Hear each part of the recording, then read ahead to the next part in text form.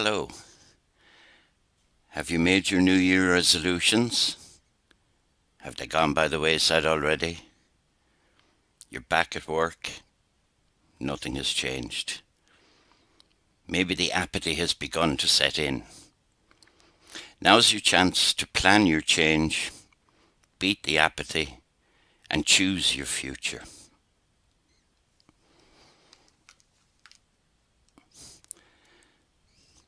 This workshop has come about because a number of people have expressed an interest in exploring ways by which we can overcome apathy when trying to make changes in our lives. We try to implement a change, it begins well, but sometimes it just slips away, like the New Year resolution that lasts a week or so. It's really frustrating when you try to change something and others around you are just not bothered. Apathy can ruin a workplace, organization, or an individual. Can we develop tools to use in beating apathy? Who am I? Well, my name is Flan Spade. I'm a human for almost 60 years now. I'm a member of the Community Education Team in the Centre for Adult Learning and Professional Development at NUIG. I also work with European training networks in Finland, Germany and Portugal, where we work on issues such as racism, discrimination, social inclusion, and try to help people just improve their lives as best they can. I'm not an expert in anything. I have some experience, though, and ideas from my work and my life in managing change. I was asked to share some ideas and tools that might help us to develop ways to improve how we implement change and beat apathy. Maybe you could think of me as the tour guide who's going to take you on a trip where we explore a number of exercises that might be useful.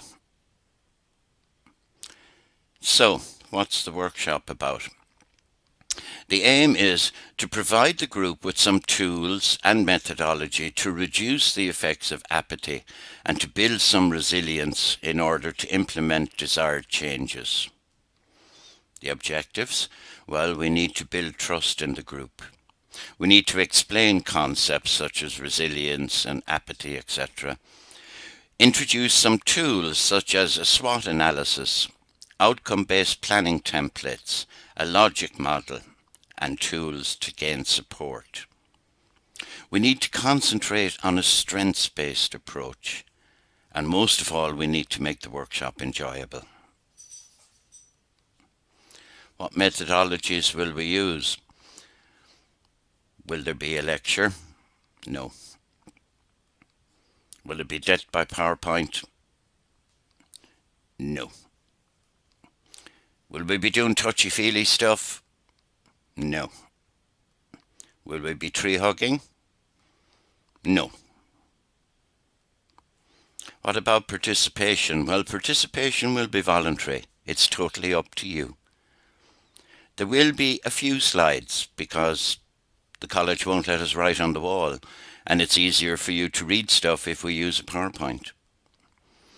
There'll be some small group discussion where you'll learn a lot more from the participants sitting beside you than you will from any lecture.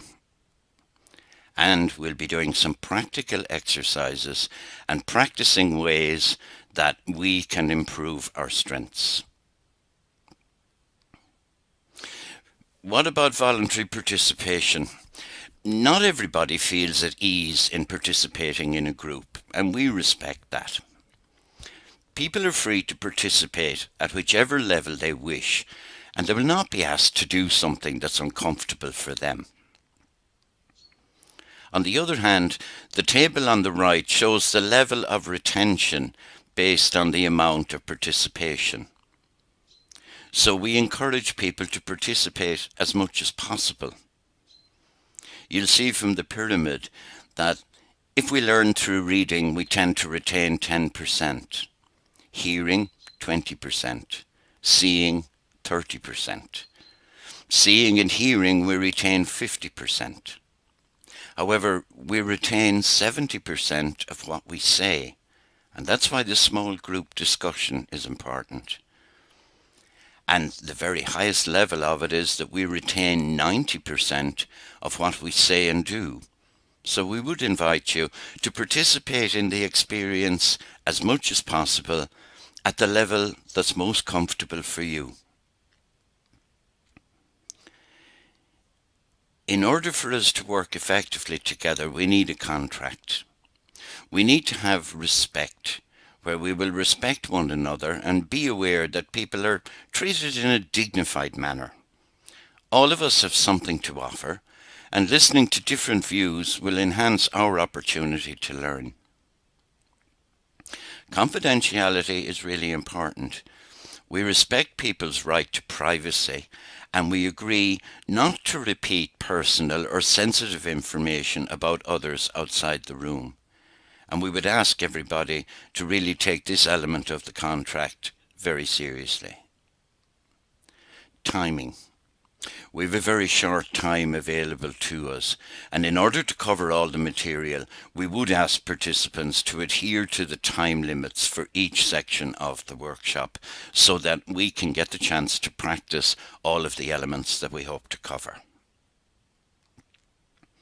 Finally, I'd like to say thank you for watching this presentation. We would be delighted if you could attend our workshop. If you have any questions or comments, please feel free to email us and we will reply as soon as possible. So, what do you think? Why not take a chance? Don't let the apathy beat you. Make your booking now and come along to our workshop. Thank you.